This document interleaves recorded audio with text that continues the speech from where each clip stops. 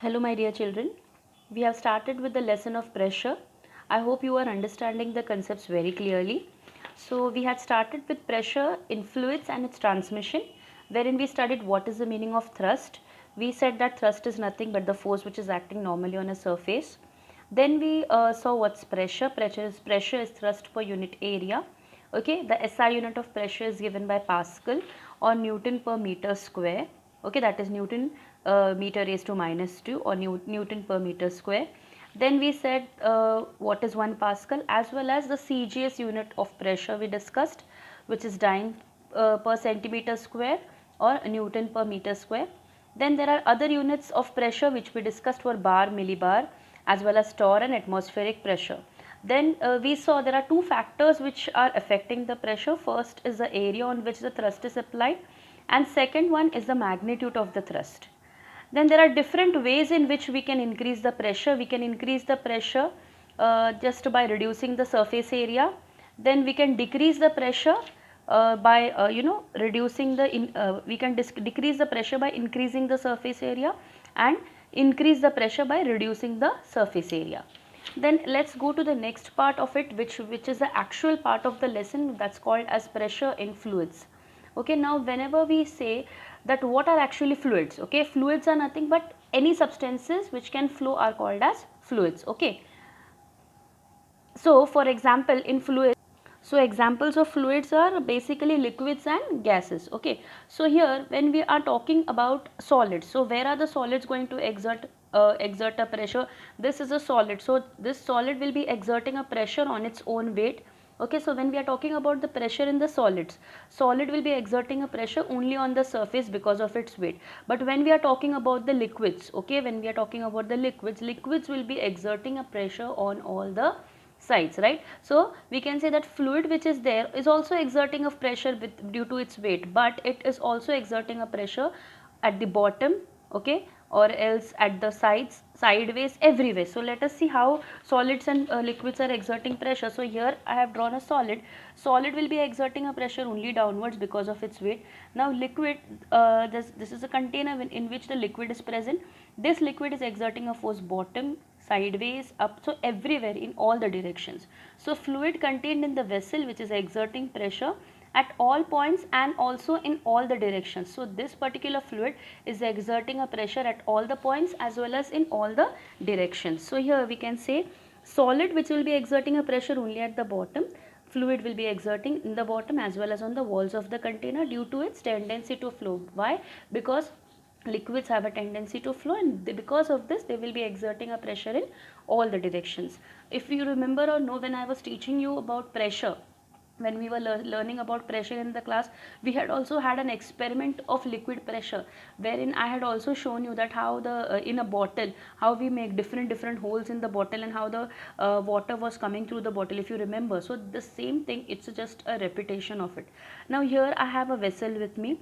I have filled this vessel with a liquid and I have made few holes in this. If you remember this experiment, we had done it in the class. So I have made several holes in this. Okay. Now, first of all, let me tell you that this particular surface of the liquid is called as the free surface of the liquid.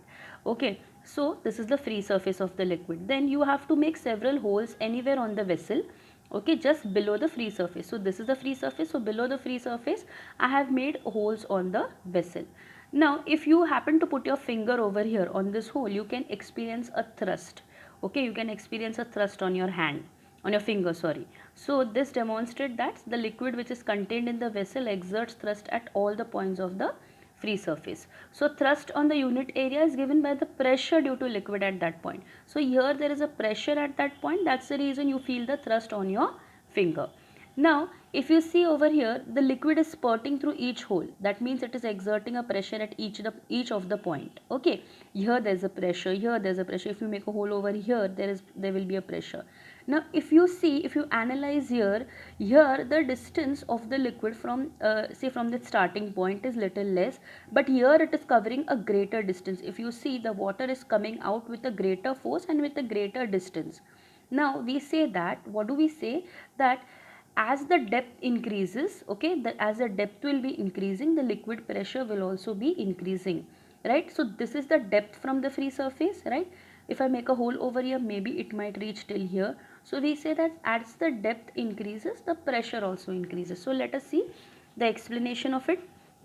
So if we note the distance from the bottom of the vessel of the point where the liquid from a hole strikes on a horizontal surface, it is noticed that as the depth of the hole below the free surface of liquid increases, the throw of the liquid also increases. So as the depth of the hole from the free surface, okay, from the free surface of the liquid it is increasing, the throw of the liquid will also increase. That is, the liquid will be reaching at a greater distance on the horizontal surface. So this shows the liquid pressure at a point increases, the increase which increases the depth of the point from the free surface. So I hope you understood what is this experiment actually. So if I have a vessel out here, okay, say for example this is my vessel, okay, and there are two holes over here, this is A, this is B, this is C. So A, B, C. Now you tell me from all these three holes which liquid will be having a more pressure, which hole will be having a more pressure. Obviously A, because A will be flowing with a greater distance, B may be somewhat over here, and C somewhat over here. So we say that the liquid pressure which is there, it increases with the depth of the liquid. So we can say as the depth of as the hole from the free surface is increasing, the throw of the liquid also increases. So we can say liquid pressure at a point increases with the increase in the depth of the point from its free surface. Now the next topic which is there, that's pressure which is exerted by the liquid column. For that we have a formula which is pressure equals to H into rho into G. The pressure which is exerted by the liquid of density rho, this is the rho, at a depth is given by H into rho into G, where G is nothing but the acceleration due to gravity. So this is the formula. Pressure equals to P equal to H into rho into G. The H is depth of the liquid, rho is the density, and G is the acceleration due to gravity. Now here you have to consider this particular vessel which is there. Now this vessel has some kind of a liquid in it. That liquid has some density which is given by rho. This liquid is very stationary. It's not moving at all. It's just stationary. Now we have to calculate the depth of this liquid, okay, that means the pressure at the depth H. So we have to calculate that at this particular point what is the pressure of the liquid. So how are we going to calculate that? So for calculating that, let us consider any horizontal circular surface of PQ at area A. So here we are going to consider a surface like a circular surface of PQ of area A, which is at a depth of height H below the free surface XY. So here you can see XY is the free surface. We have to see a particular we can say a circular surface PQ which is just below the free surface, and this point is called as PQ at a height of H. Now here pressure on the surface PQ. Now what kind of pressure is exerted? It is because of the weight of the liquid column. Obviously there will be this is a liquid column which is present. It is exerting a pressure on this particular area PQ. So we can say that so the surface PQ will be due to the weight of the pressure on the surface PQ will be due to the weight of the liquid column above the surface PQ. Now that is what is it above surface PQ, what is the liquid column? Let us make two lines over here. So this is the liquid column. So we can say that it's a kind of a cylinder. So liquid contained in the cylinder PQRS of height H with PQ at the top, RS and PQ at the base, RS at the top, which is lying on the free surface XY of the liquid. So here this is an imaginary thing we are considering. We are considering a portion PQ. Okay, this PQ has a liquid column on top of it. Now that liquid column is what? This liquid column is what? It's just the area, that's PQRS, where we have PQ as the bottom and RS. So we are just considering this particular liquid column. On PQ, this is the liquid column which will be present. Now this is the surface. So what is the thrust acting on it? This thrust is nothing but the weight of the liquid column, weight of liquid column PQRS. So when we want to calculate the weight, what are we going to do? We are going to calculate the volume of this liquid column PQRS into density into gravity. So what is the volume of this? The volume will be nothing but what? Length into which is we can say it as length into height. So here we will be considering it as volume of the liquid column will be considering as area of the base PQ, area of base PQ into the height. So area we will be taking it as A. So we are not going to write in what is the area, just we are going to write it as A into H. which is rho into g. So volume of the liquid column is nothing but the area of this, so area into height. So A into H into rho into G, which is A H rho G.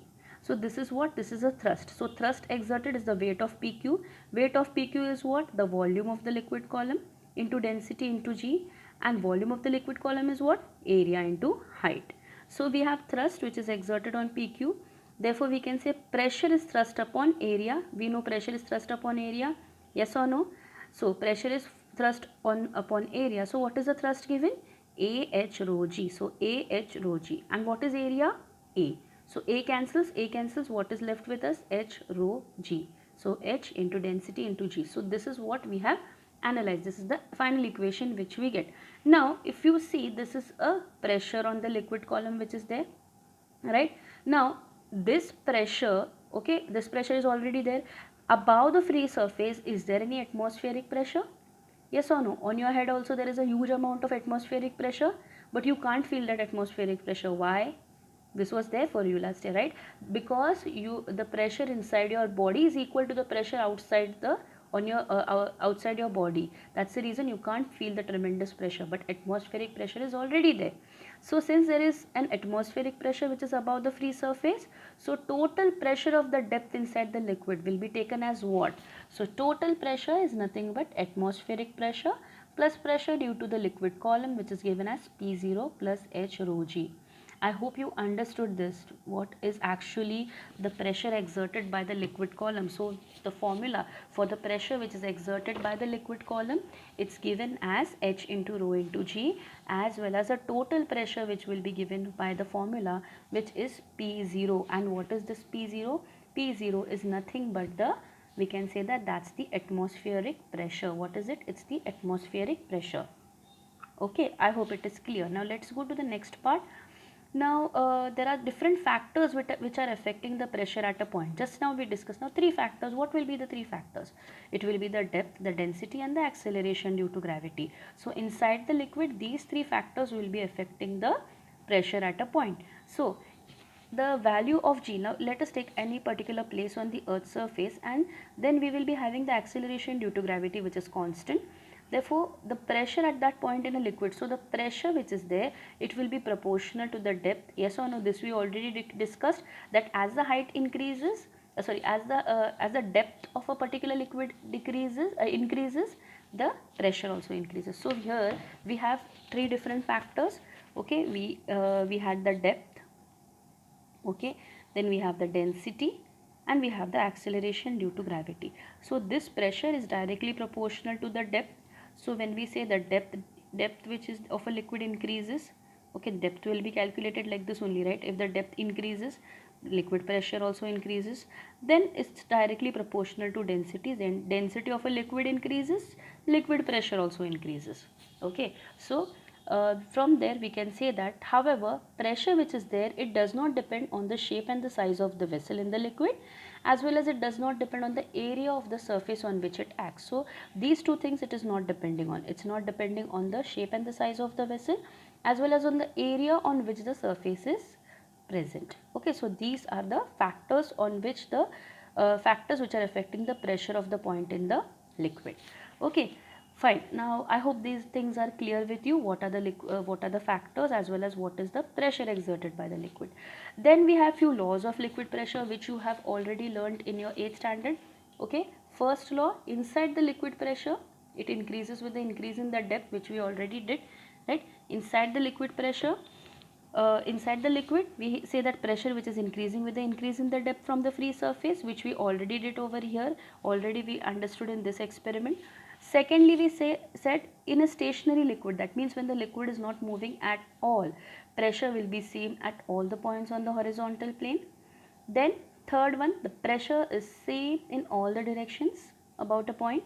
Pressure at same depth is different in different liquids. That means the depth of the pressure will be different for the different liquids. So it increases with the increase in the density. If the density of a particular substance liquid increases, pressure may also increase. And fifth one, liquid seeks its own level, which if you remember, we had 5 different liquid vessels with different shape, and automatically the liquid will be in the same level, if you remember. So these are the laws of liquid pressure. Okay, so these are the 5 different laws of liquid pressure. Then we are going to see the consequences of the liquid pressure. Now consequences of the liquid pressure, we will be studying it in the next half. So today we covered up pressure in fluids, then we saw what's the pressure exerted by the liquid column and the factors and the laws of liquid pressure. Okay, so please go through it. If any queries, please revert to me. Thank you children and take care of yourself.